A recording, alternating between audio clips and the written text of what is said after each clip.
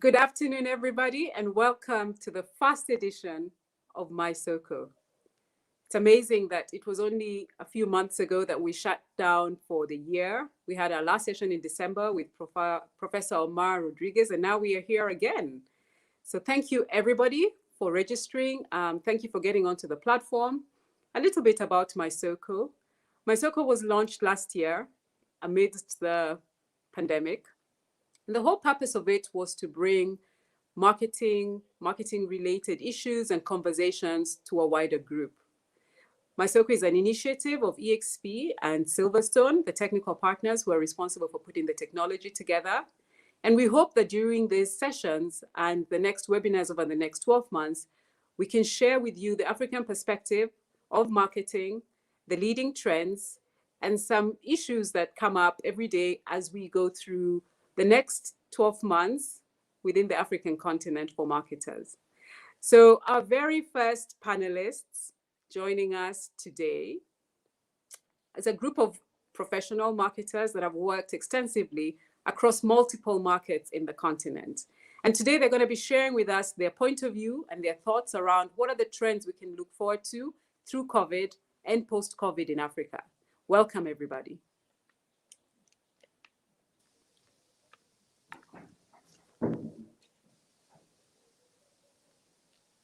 Thank you. Barine, how are you? I'm very well, thank you, Carol. Where does this session find you? I'm in Lagos in our offices on Victoria Island. Fantastic. Welcome, and thank you so much for joining us today. Miss Juliet. Thank you. Where are you joining us from? Thank you, Carol. I'm joining you from Nairobi, sunny Nairobi here. That's great. And the gentleman that's with us today, Osaze, welcome as well. Where are you joining us from?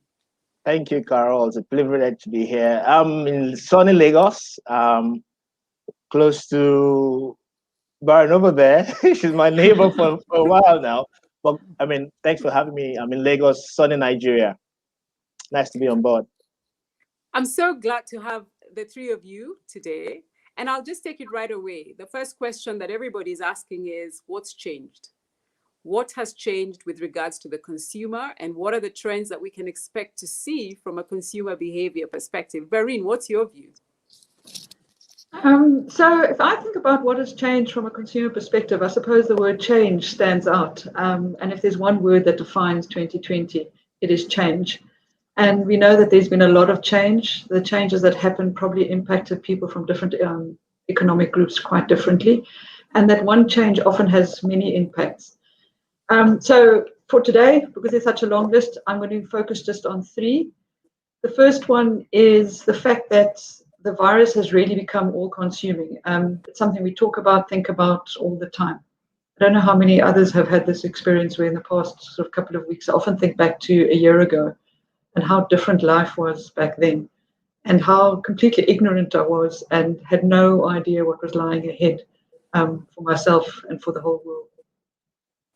And so if you think back, if you now think of how the world has changed, there's so many terminologies related to the virus and to our new way of living, which are new terms that we never used to use before. Lockdown, even language we use when we're doing Zoom calls. Can you see my screen? You're on mute. And even the change in behavior. Someone walked up to me the other day and put out their hand to shake my hand, and I was like, should I, shouldn't I? Is this okay? Will I die? It was such a common thing before. Actually, if someone didn't put out their hand to greet you, you might think they were rude. Now it's completely the opposite. So they really, just the virus has really become all-consuming, and obviously is the biggest change. I think the next change that is also quite a big one, and I think we've all completely underestimated and still underestimate, is the fact that home has become work, has become school. So multitasking has taken on a new meaning. Those of us who thought we were multitasking before have realized what it really means. You've got someone who's working, parenting, and teaching literally all at the same time. One of my favorite stories is someone who was telling me how they had a system whereby they had to book rooms at the house. So the only room that had good internet connection, there was one particular room, and people were now booking this room between the husband and wife. to decide, whose meeting was most important, who could have the quiet room, and who would be sitting with the children. That's amazing. And with because this multitasking, so many lines have become. Sorry, I'm sorry I cut you off. I was just saying and so many that's lines. amazing. To determine who's going to get the Wi-Fi, And so many lines have become completely blurred. Working hours. Many people were working long hours. Now it just seems like it really is one big long day. And even dress codes. I don't know how many others have experienced it, where in the beginning it seemed like people sort of paid some attention to what they were wearing on Zoom calls. Now we can't care. Whatever I'm wearing, it's fine as long as it's half decent. And half is the critical And word linked there, to all right? of this is that we're all doing many things for the first time. And and when you're doing things for the first time, I think we've underestimated how many things we're doing for the first time in this sort of multitasking frame of mind, and how exhausting it is to do things for the first time.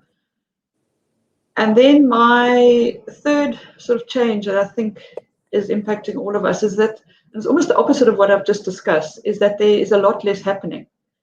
So there's no weddings or fewer weddings, no parties, fewer parties, hardly any events. And this was sort of, especially in Lagos, was a core part of life in Lagos, and that's now gone. And more than just a core part of social life, it was actually networking. You so often would hear people saying, I'm going to a wedding for the networking opportunities. I'm going to this event for the networking opportunities. And I now wonder what's happened. How do people now network? Are we perhaps more reliant on referrals online? I don't know. So yeah, those would be sort of three changes that I would call out. So that's interesting. And if you had to think about it as a marketer, knowing those three big things, what is the big challenge that you see ahead for 2021? The big challenge for me is the fact that there is no single answer, and that everything is complex and nuanced. And I don't mean that as a cop-out at all. I just think it is one of those where it's a year where we've learned from last year that we don't know what next month or next quarter is going to look like. So with all of this uncertainty, I think the big thing for me as a marketer is what I've learned is to focus on what you know and assume what it is today is what it will be tomorrow.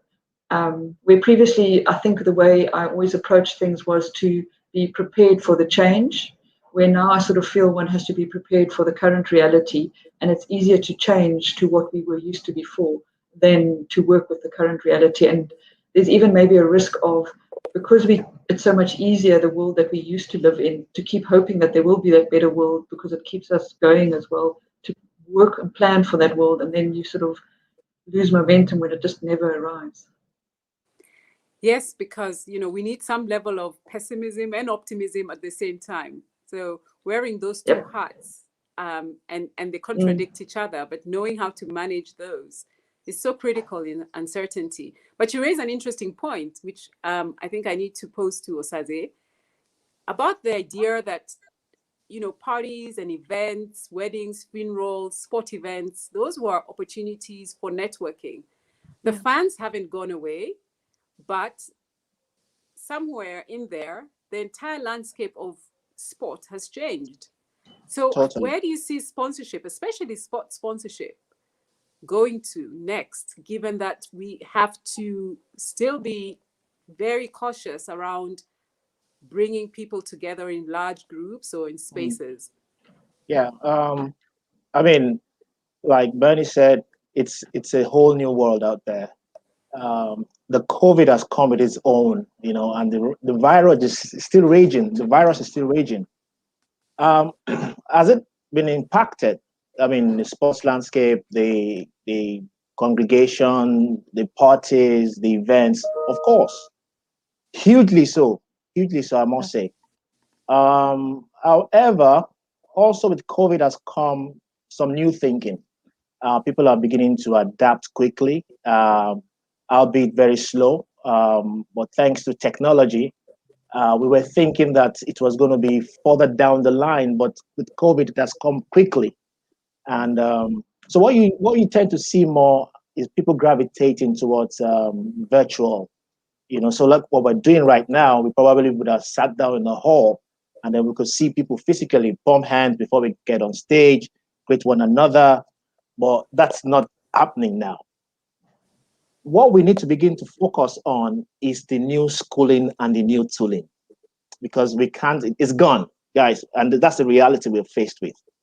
The people that will win in the new space are those ones who will quickly begin to adapt in terms of their psychological preparedness, mental preparedness, and to also accept what it is currently and then make the best use out of it. When it comes to sports and sponsorship, wow, you know that for the fact that it's hugely been impacted, no doubt about it. Everybody knows that.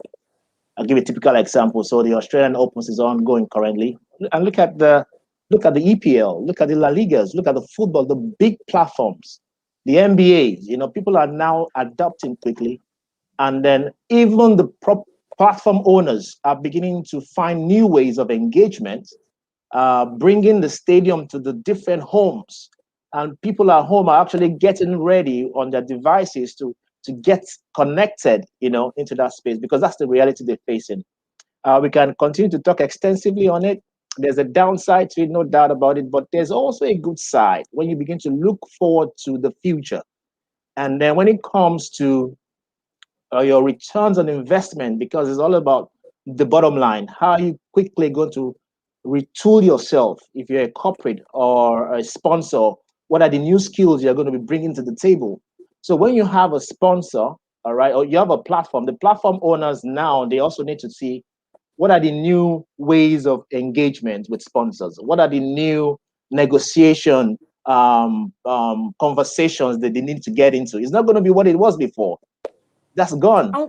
I want to talk a little bit about that, because you bring the idea of technology and obviously the fact that, a lot of people transitioned into online platforms or online entertainment or video viewing.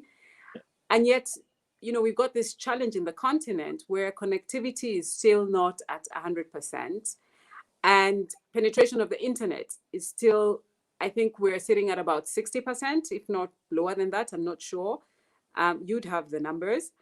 But how do we cater for those? Especially, Barine was talking about the schooling situation where we thought, technology would have really assisted things like education, but it created this huge big divide between the person who has the Wi-Fi and the person that doesn't have the Wi-Fi. So how are we going to be able to, as sponsorship people who relied very much on the ability of the funds and measured awareness based on reach, how are we going to change that when we're now going into technology platforms, when we're trying to stream live, we're doing video content, and perhaps in some ways leveraging more television?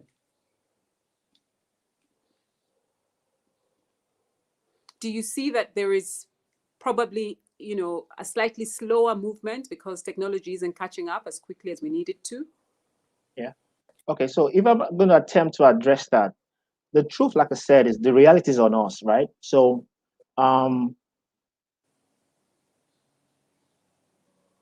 we're losing you a little bit there, or is it me? So I think we're losing you a little we bit. pride ourselves. See you. Can you hear me? Yeah, go ahead. All right. So like I said, it's a whole lot of there's a lot of challenges. It's not going to happen overnight, no doubt about it. But over the years, before the COVID, we also know that quite a whole lot of people, within our continent, already are gravitating towards technology. So they have devices. All right. Now, how do we ensure that we get the experiences through to them on their devices? So it will mean that technology companies are beginning to build, in terms of even data, acquisition of data, it's kind of currently a bit too expensive as presumed. But how do you ensure the quality of service? We're building networks, we're building capacity to ensure that this becomes very accessible. I can tell you, we're talking about rural telephony. It's not going to work, 2G to 4G to 5G. Of course, it's going to come gradually, but it's going to come so quickly. People are scaling up. That's number one. Number two, we need to begin as sponsors. All right. So the platform owners are also thinking smartly. All right. They're saying we need to begin to, it's no more what it was. So how do we engage on the virtual side? Virtual events are the new buzzword. Virtual events, but even the virtual events must mean that people must have access to them. People having access to it must mean that you need to make it available to them in ways that is adaptable, in ways that they can receive it without too much headaches, So I'll give you a typical example. We're now in partnership with La Liga, for instance, so we're not going to the stadium, we're not going to the stadium to watch, but they're bringing the stadium to the homes. And that way, I mean, you're already doing that on your phones, and you're building bundles, small pocket data bundles to give the customers experiences that can actually continue to keep them connected to their passion point. Right. So it's not going to happen in the immediate, but I'm happy about the direction that everybody is going towards, because now it's really COVID is going to go by the end of the year. We can begin to see some semblance of going back to what old ways. But the winners, the people that will actually move into the future, are the ones who are going to take what COVID has brought upon us and begin to rescale and retool to ensure that the experiences at the end of the day becomes really because it's going to affect your bottom line. And at the end of the day, it's all about, how you make your returns on investment. Okay. You raise Yes. an interesting point. So I'm going to send it back to my behavioral scientist undercover. Is Yes. that going to stick, or is it not going to stick? What do you think? What is that? I said I'm sending it back to Barine. She's my behavioral scientist. Barine, over to you. Yes. So, Carol, you're talking about whether going online will stick. Yeah. Can I just go back one step, if I may? Yes. I think the interesting challenge in sponsorship is moving from events to audiences. And if one thinks about it as audiences, then you would reach the audiences in the means that they engage with the world, whether that is online or radio. But in terms of people going online, I definitely think it will continue. It's one of the sort of, put it this way, I think the behaviors that will stick are the ones that were trends before COVID, and people going online is definitely one that was there, and I think will continue. People's engagement and how they engage online, I do think is shifting, but people will keep going online. That's an interesting perspective, and you bring an interesting point there, because you talked about radio. So I'm gonna talk to Juliet about radio. Juliet, what's the future? What do you see the future of radio in Africa in our new post-COVID world? Thank you, Carol. That post-COVID world is going to come, because the vaccines are here, but they're not really here. So we're still in COVID world. Exactly. Thank you, Carol. I hope you can hear me clearly. Very good. So I completely agree. I just want to take it up from what Barine and Osazi were saying, that it's going to be a new world. But the beauty is that radio is going to continue to be there.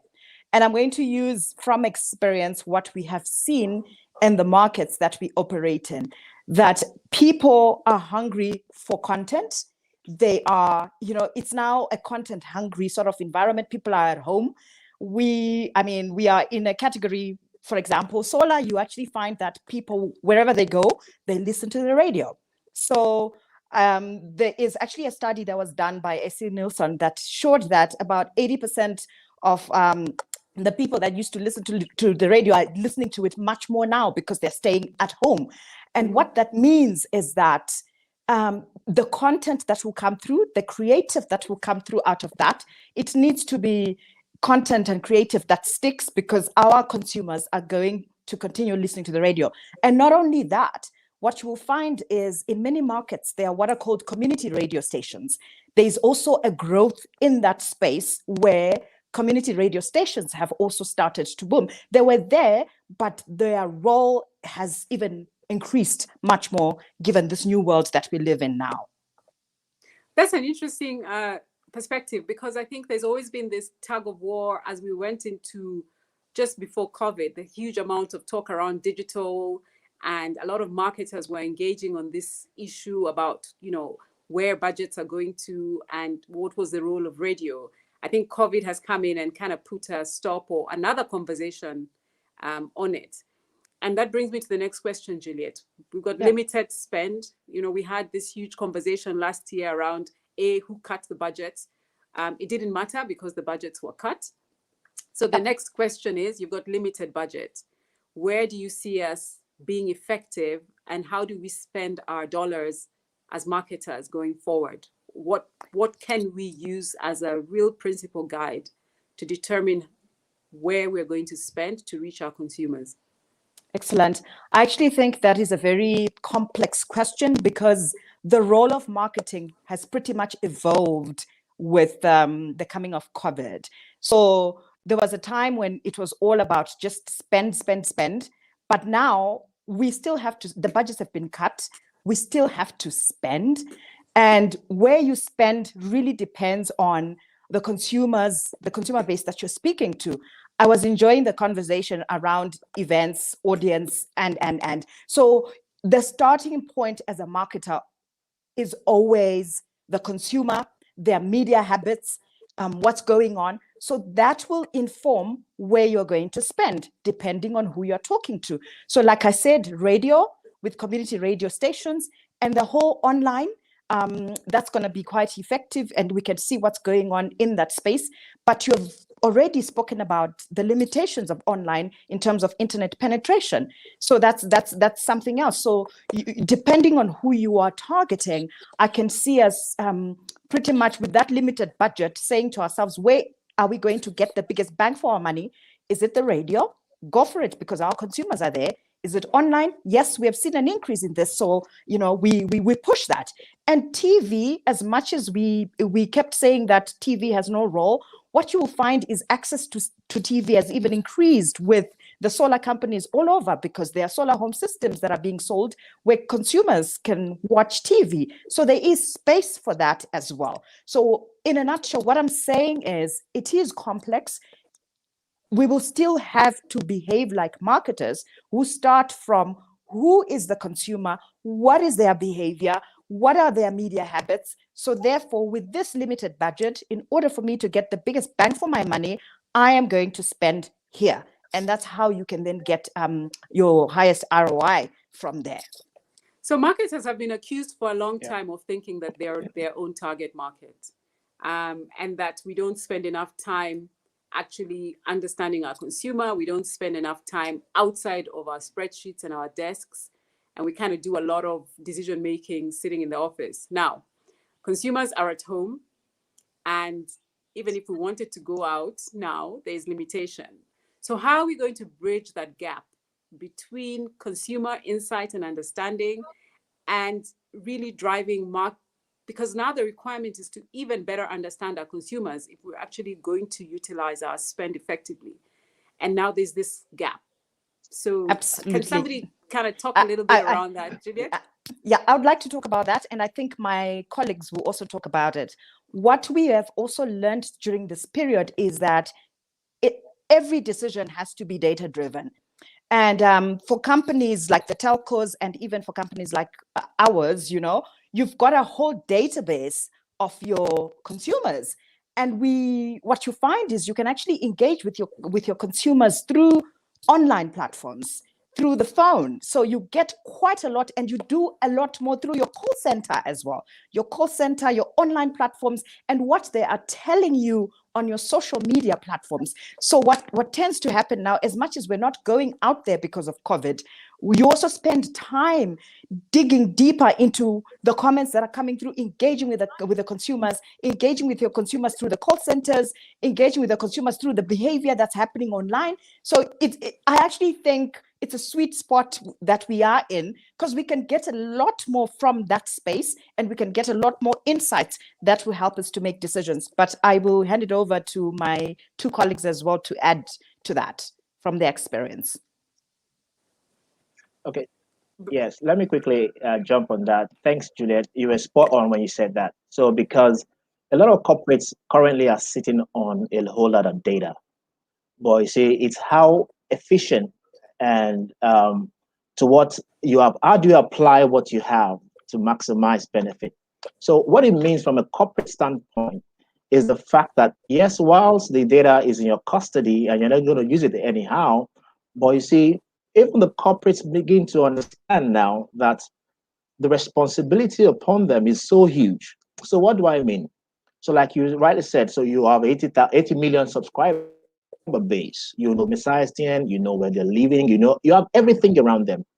Now is how you use that data to ensure that you actually continue to add value to those customers. That's one. Two, if corporate is not geared up, ready to deliver that, then there will be a mismatch. So the responsibility now, again, going back to corporates, is that they need to continue now to start to reskill, to retool, because before now they didn't have those CVM, smart, intelligent equipment to deliver on this because nobody saw COVID coming. But now it's upon us. It's corporates now need to, even before you go out, is to actually drill down on the data you have. It gives you better insight, it's more scientific, then you begin to focus and target whatever propositions to that. I mean, it's already happening, but now it requires that you need to focus more attention to those kind of things to scale up and get benefits from it. Barine, what's your view? One of my mantras, which is life is not about or, it's about and. And I completely hear the argument for data, and I agree that data has a significant role to play and can be a real competitive advantage. However, I believe there's a part of marketing which is still the unknown part. If you look at consumers, your people in general, people are predictably unpredictable, and data will only take you so far. You need to have a core understanding of people and their behaviors, which is not what you're not going to find in data, which is just about understanding how people typically, what makes people happy, what makes them scared, why, trying to understand why people are doing what they're doing beyond looking at the data. And then there's a layer of creativity, which involves just people taking pieces from different parts and putting it together and creating some kind of magic. And that's the part that the accountants in any company hate, because they work in a world where 2 + 2 = 4, where I believe marketing is a world where we want to get 2 + 2 = 7. And it's that extra 4 that is, it's not based on facts or real numbers or anything. And how do you get those behaviors if you're not interacting with consumers? You're not out there, to be able to understand how people behave in a certain environment. You literally have to put yourself in those environments. So for me, it's an interesting question, because I think part of the advantages that many of us who work on this continent or do marketing on this continent have is that we are used to working with less data. Yeah, I look at when I engage with colleagues from Europe, they seem to have numbers and research about every single thing, where we're used to working with less data. So for me, it's a matter of looking at pieces that you can get, and then observations. And also, there's something about just thinking things through logically. So when you see someone doing something, I'm trying to think of an example. I'm going to use it. So recently there was someone I was engaging with for work, and I noticed I could never get hold of the person in the morning. It always seemed to be a challenge. And I then started wondering about it. And then they made a comment once which made me realize, aha, that's it. The person is giving their laptop to their child to do school in the morning, and they then working in the afternoon. So for me, it's about that you have to gather the nuggets as you go through life and always be asking yourself the question, but why? But why? Mm-hmm. For sure. I think I agree. And I think that's maybe the one thing that as marketing professionals, we need to get better at, especially in the continent. We see a lot of, and I'm speaking from the agency side, I see a lot of briefs that come to me, and it's a 2-day to a 7-day revert. That even if I had the data algorithm machine in my brain, the chances that I'm going to get the insights in the next 2 days to really give you something comprehensive is really based on my personal experience. And that personal experience can be very narrow. And, the challenge for us is how do we ensure that we're not utilizing our personal experience to determine how other people are behaving, when we haven't really gone out there to establish whether those behaviors are real or whether, again, they're just our small focus group of me and 5 people in my office think about your brands. And Carol, okay, sorry, go ahead. Carol, I think you've touched on a very good point there, which is having conversations with others. And for me, that is a critical. I always say to the agencies that I work with, for me, it's not about outsourcing. It's about paying for a different perspective or a different set of skills, and that different perspective is really important. So to me, it goes to who you pick to work with as your partners. Go and find people who live in a different world and have conversations and be willing to listen in those conversations. And that's probably one of the things that might have lost a bit of during this COVID period, is those conversations between people that come from different perspectives. So yeah, our world's becoming narrower, as you mentioned. Right. Yeah. So one of the other trends that people are talking about a lot is obviously digital, and I think it would be remiss not to discuss the digital trend with regards to where that direction is going in the continent. And maybe I'll start with Osaze because unfortunately, for obvious reasons, where do you see that play happening? There's been an acceleration, but where do you think that's going to land? Digital marketing is, like I said, has been brought forward. And I'll speak from the African perspective. We talk about the African perspective, but we also need to be very careful, because there's no real geographic African perspective. There's a global perspective.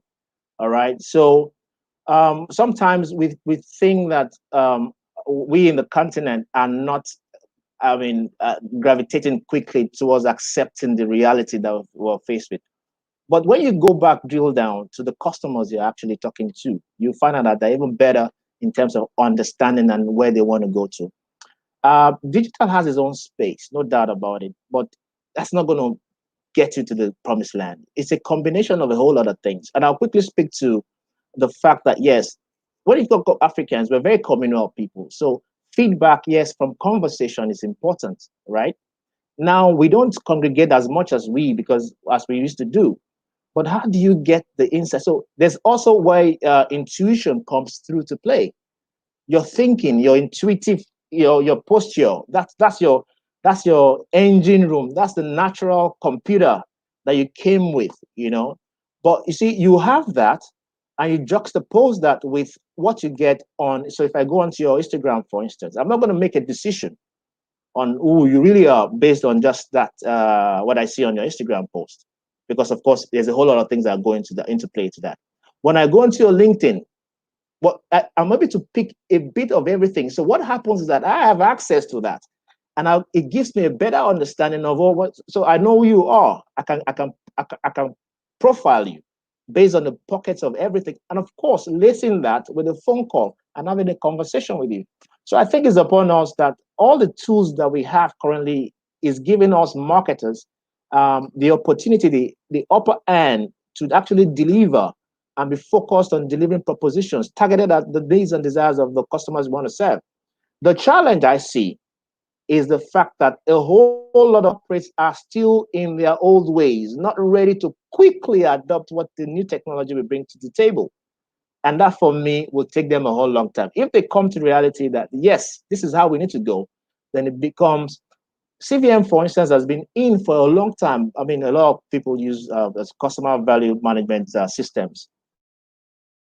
They use that as a tool to ensure they deliver optimal service to their customers or the experience they have. You don't have all that information alone, but it gives you, so I can begin to profile you, just the way you talk from your phone, the time you talk. It's a whole lot of gamut. But digital, again, helps you in terms of leveraging, in terms of connecting, in terms of engagement, gives you that opportunity to scale up whatever it is that you need to get into.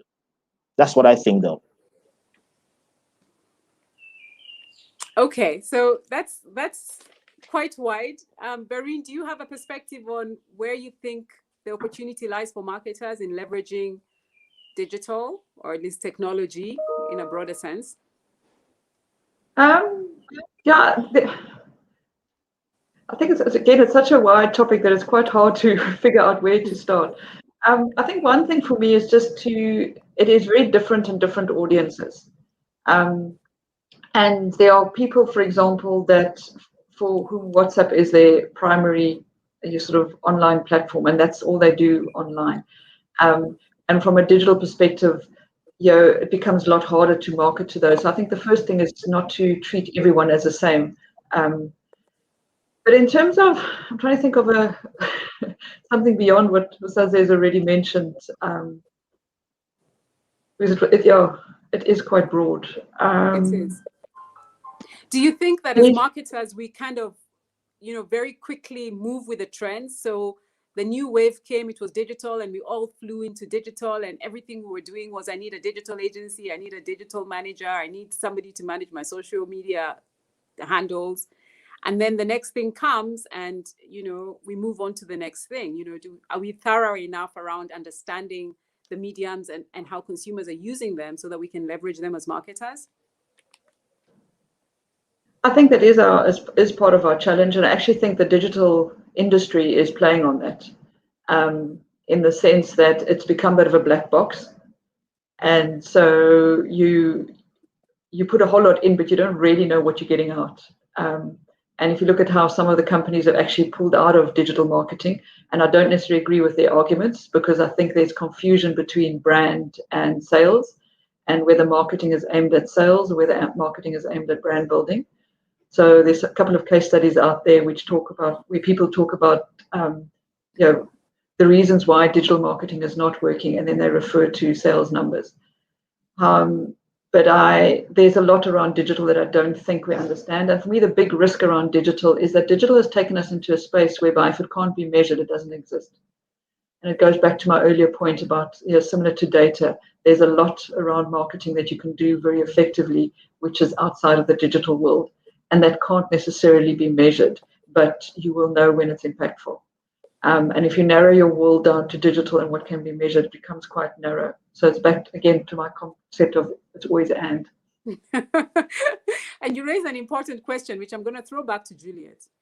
So for a long time, and I think it is still a normal practice for us, is we've been so focused on short-term marketing. So a lot of what we're doing is price. A lot of what we're doing is promotion. So those two P's, even now as we speak, all we see is all the red sale signs and all brand promotions and everybody giving a discount. And I think we'll get to the point where we can discount no further, and we now start to build value.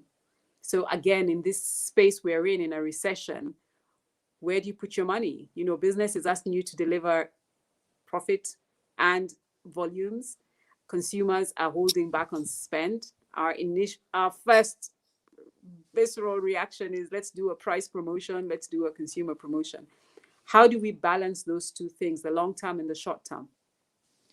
Thank you, Carol. So I think we all know, I'm sure this conversation, people have had it before. It's during times like these that brand building becomes more important. And I want to expand a little bit more. It's that time where we have to build brand love, where we have to build brands with a purpose. So it's about balancing the brand purpose and the brand value into the future and the here and now.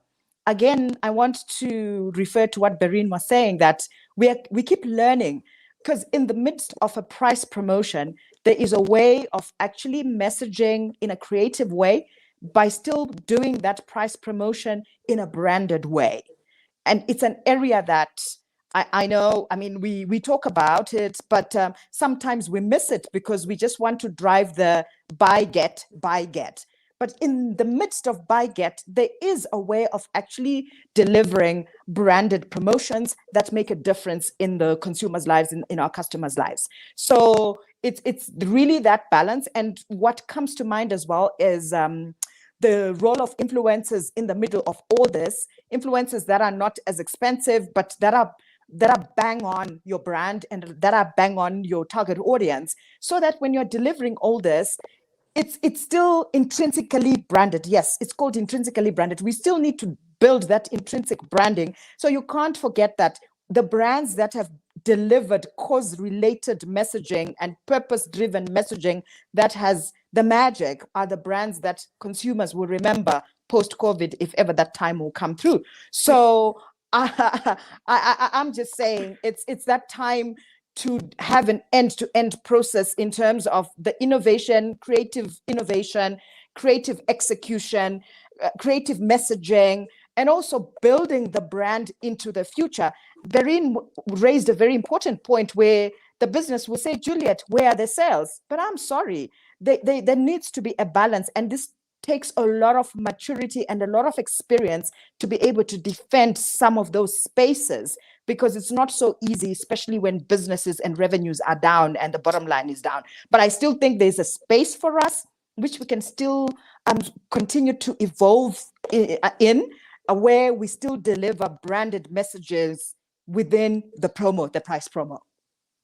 That's an interesting viewpoint. Now, you've raised 2 points. I won't talk about purpose marketing. I think that's a whole new webinar, so I'm going to park that one.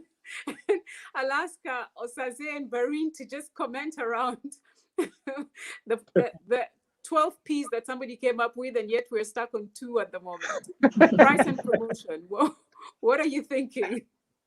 Okay, let me quickly go on that. And as I have what Juliet said, it's very, very important. At times like this, and again, consumers are already now so aware, like you can't win on a long term on just price and promotion.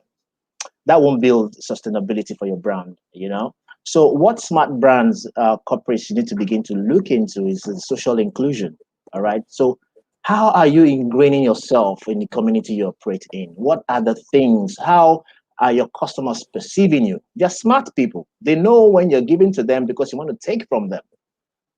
In the short term, yes, but you can't sustain a brand on that. You can't build that. So price is important. Promotions are there, but you can't build a sustainable brand on that. What you need to begin to focus more so in a time like this is how are you giving back to the community? How are you touching the lives? How are you supporting them in the time of need? The smart brands are the ones who are doing that efficiently, nicely, on the tone, and delivering results. Because guess what?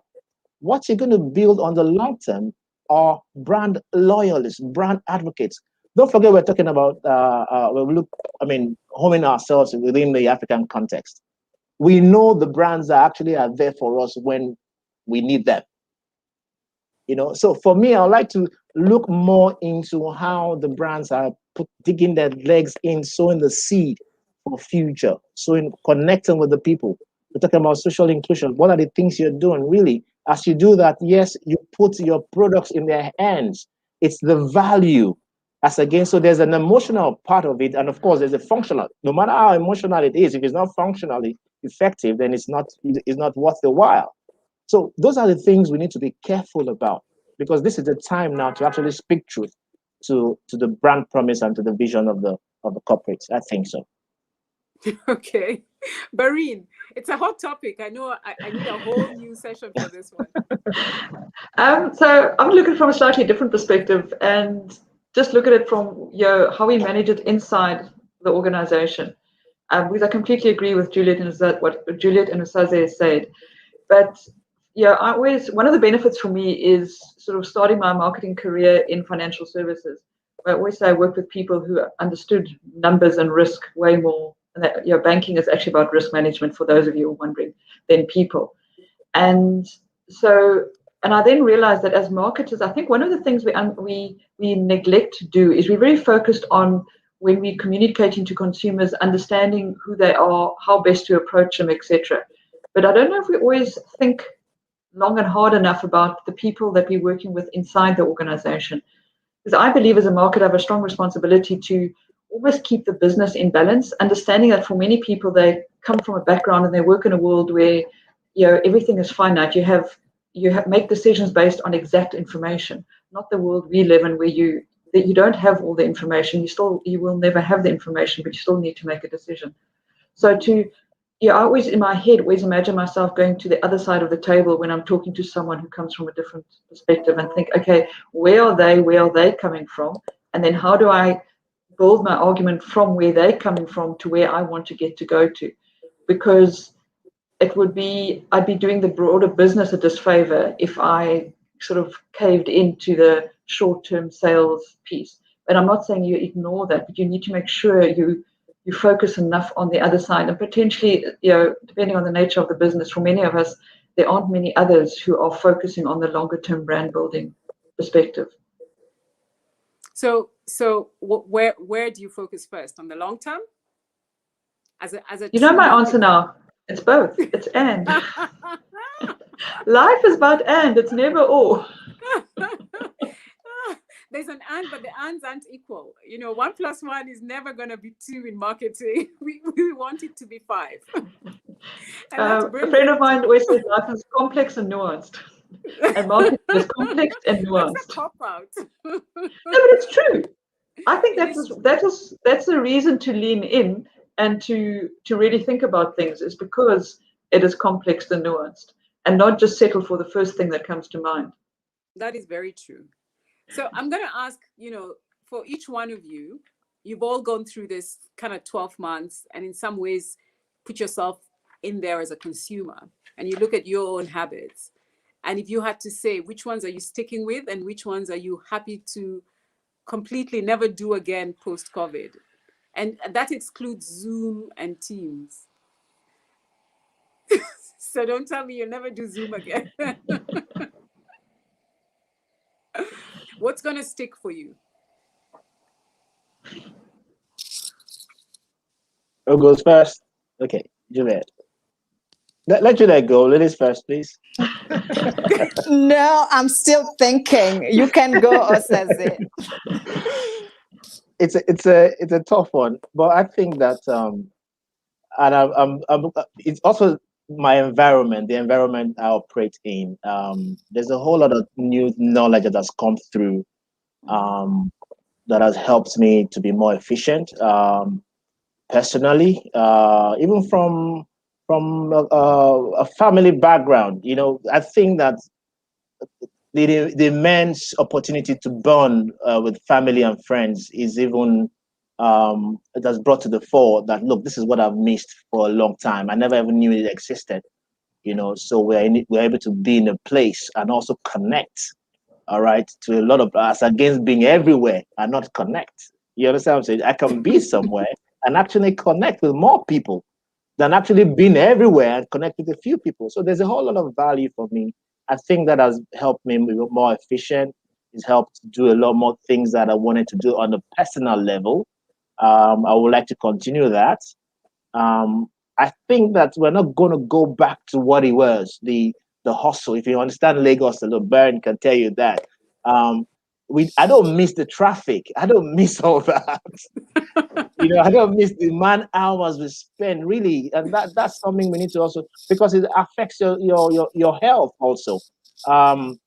Again, yes, no doubt, I miss the camaraderie, that connection. I mean, we're human beings first before computers, and I know that the learnings we're taking post-COVID, even when we go back to normal as it's going to be by God's grace, is that there will be a balance, all right? There'll be more knowledge to understand it. You can do a lot more things faster.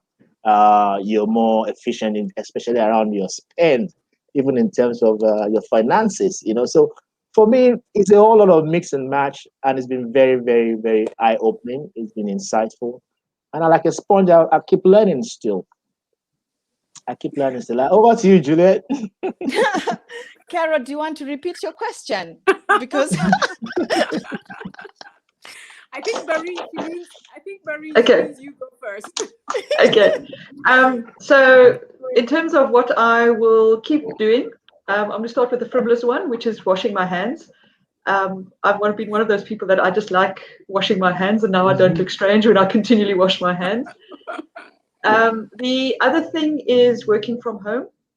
One of the things that I realize, with the balance between working from home and working from the office, is it's almost like the introvert in me, I gave a bit more space. So, and I think that's beneficial for me, and it's made me more conscious of the fact that I need to allow people in my team, and especially the introverts, how do you create more space for them?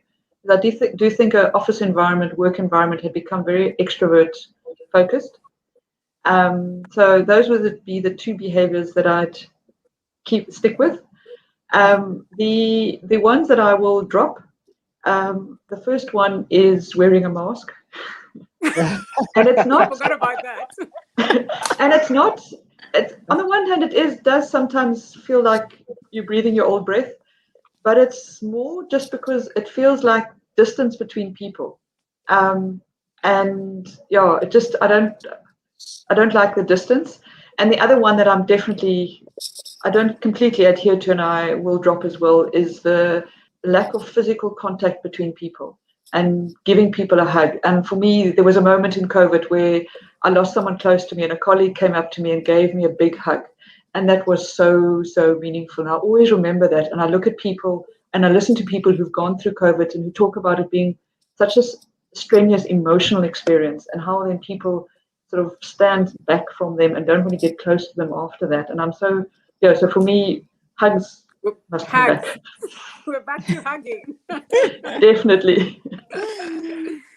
Okay. Juliet. Yes. Thanks, Carol. So the habits that will definitely stick, as extroverted as I am.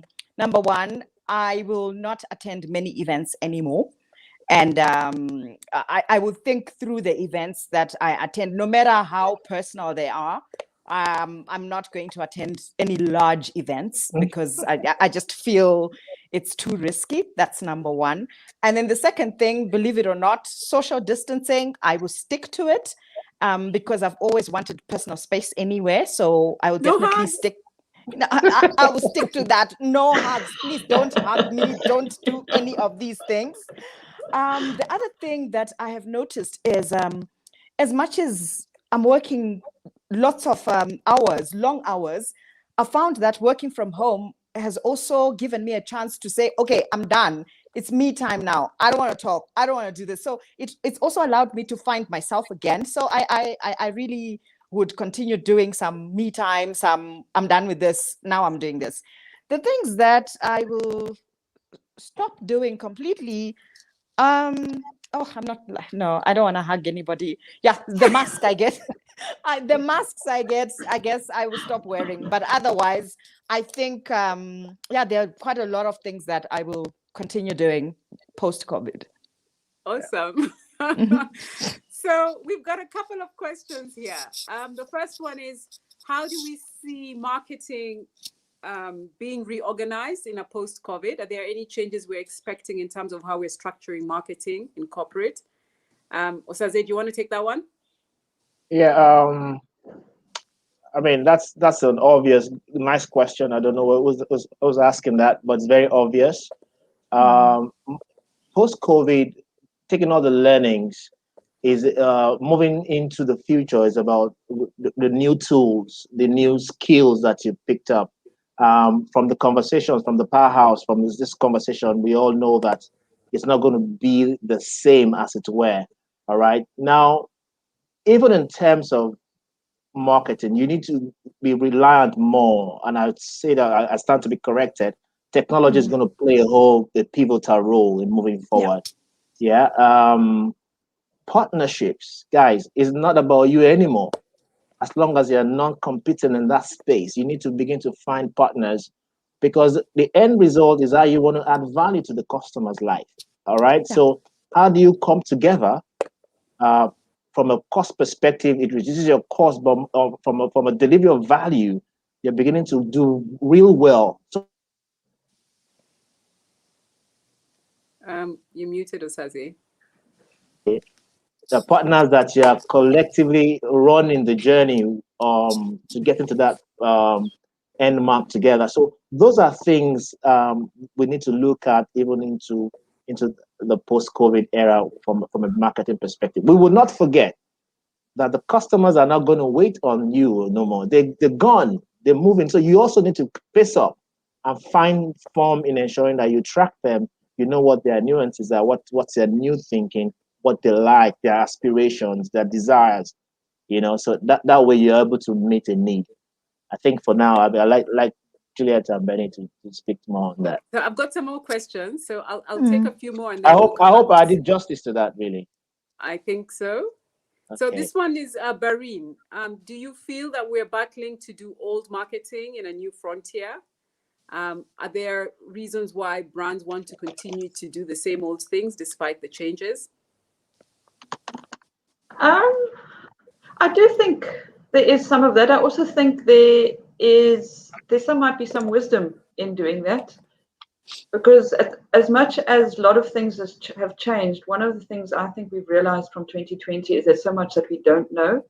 So it's so easy to change quickly and then realize that there's more change coming and that there's more learning to come.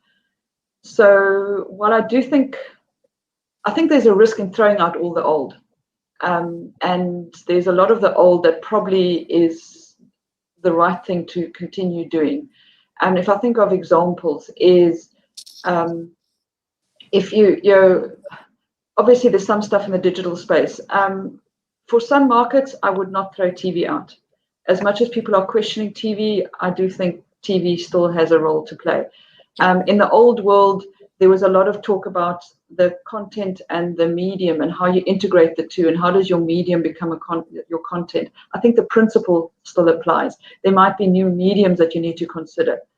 There is how you engage with influencers. Again, I think it evolves. So one of the interesting things for me from an influencer perspective is I think in the past, people used to go to events and then they would take a photograph at a media wall, and that would be what they post. But for me, what's interesting, I always wonder about TikTok, and I'd be interested in other views, but it might be a different topic completely, is TikTok content seems different because TikTok content is slightly more curated. It's more about it. There's sort of someone has an idea or they've got an opinion. So where they are no longer matters. It's more about them and something that's actually happening. So it's gone from where I am to who I am or my opinion or what's happening. And so that would influence how you engage an influencer and how you trigger an influencer, but you still would be using influencers. Yep. And whether that change is driven by COVID or not, we would never know. Yeah, and possibly just accelerated, to be honest. A lot of that stuff was just, we needed to get there quicker. Okay, I've got one other question here. It's actually a merged question that talks about effective digital marketing, engagement tools, and data analytic technology is becoming or has been expensive, continues to be expensive. So how do we overcome the barrier where, there's this perception that virtual should actually be cheaper than physical? And is there a role for the digital technology partners in terms of reducing the costs of this? Do you see that as a trend happening? Is there like a feedback loop that the more we use the tech, the more people get on board, the cheaper it becomes, the more we use it, and so the loop carries on? Ossie, I think Osazi should take this. Okay.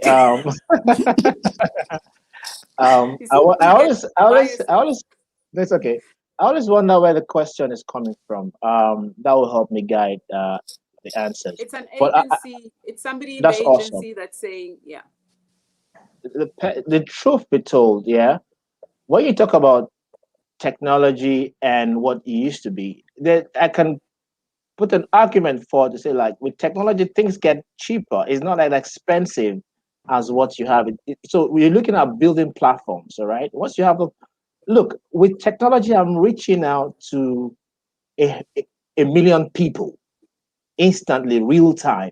I can never do that without technology. If I'm going to pack a haul, max haul I'm going to pack is 5,000. I'm going to have to do 20 gigs to reach a million, but I can do just 1 gig with technology to reach it. So what am I saying? There's no doubt that technology is going to play a whole huge role moving forward. Yeah, of course. And then leveraging, like Bernie said, TV is still, nobody's going to do away with the old. It's not going to happen because TV is still an integral part. What you need to do is have the technology platforms, all right, for purpose of engagement, direct conversation engagement. We're seeing that across. We now have the Clubhouse. You take that and then amplify using TV before, and then of course content creators. So you're creating content. Before it was from TV, then you put to digital. No, it's now digital content, then put on digital, then amplify on TV. So there's a whole lot of, like I said at the beginning, it's not a conversation that's going to end here, but from the insight and the experiences that we have from what has happened in the past, gives us that vision into the future. And I think those who are coming quickly to the table to agree, understanding what the consumer needs and how they are receiving, connecting with you, is going to make the whole difference. So Okay. there's no right or wrong answer. It's about creating. Right. If you understand what I'm saying, yeah. Right. Okay, I've got one last question before we call it. We're almost at the hour. Wow. It's a big question. So due to the uncertainties that we saw in 2020 and people being unsure of what to do, we're finding that more and more marketers are hesitant to take risks and build innovation in the new world. Is this a trend we'll continue to see in 2021, or are we going to see more brands looking at innovation as part of their solution? I can take that. Yep. Sure. So I actually think innovation gets to the center of a pandemic. It becomes the central sort of lever that's used. If you just look at, for example, I'm talking about innovation again, end to end. If you just look at the number of new products that have appeared in our markets, or that have been launched in our markets within a short space of time because of what's going on right now, it shows that innovation is at the center, becomes the center of what we're currently doing. So there's innovation from a product innovation perspective, because we understand that our consumers are going through quite a lot. They don't have money, they've lost their jobs. So you innovate so that you come up with products that they can afford. So affordability becomes an issue. So you innovate for that. That's number one.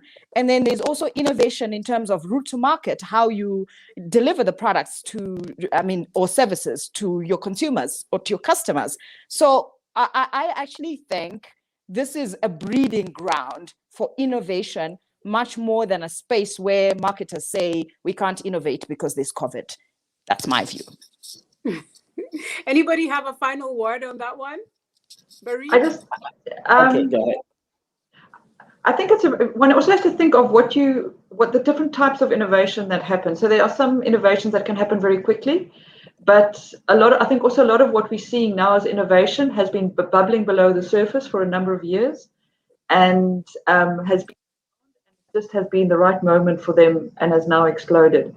And for me, that says one always has to keep evolving. And when, as part of that evolving, what you're evolving today might only take off in 2-3 years' time. You mustn't always think that everything is going to explode right now. But if you're working from the right consumer insight, then there will be longevity in whatever you're doing. But there are other opportunities in the here and now to adapt to what's happening now and take advantage of that. Back to Anne. So thank you, everybody. This has been so fantastic. I know we've come up to the hour, and I wish we could go on for longer than this, and we still have questions streaming in. So I welcome you to send the questions. We will try and post them and answer them as we go through the next series. And we will send through the recording for those of you who missed seeing the whole show. To my panelists, thank you. I really appreciate the time that you've taken, the generosity of your time, your sharing of your knowledge. It's greatly appreciated. And that's it from MySoko. I think my one parting shot is one of the things that we've seen coming through is that when people change the way they think, and you cannot imagine the things that they can produce in that sort of space and time. Yeah. And I think more and more what we're seeing in the continent is really our ability to not just adapt, but to adapt, to change, and to improve. And we hope that we'll see more of that in 2021. Juliet, That's right. Barine, Osaze. Thank you. I'm going to do a selfie whilst you're doing that. Thanks, That's what Joe. I'm talking about. Thank you so much for having me. It's a pleasure. Thank you, Juliet, Bernie. Thanks a lot. Thank you. Cheers, everyone. Thanks, everyone. Bye. Bye. Bye.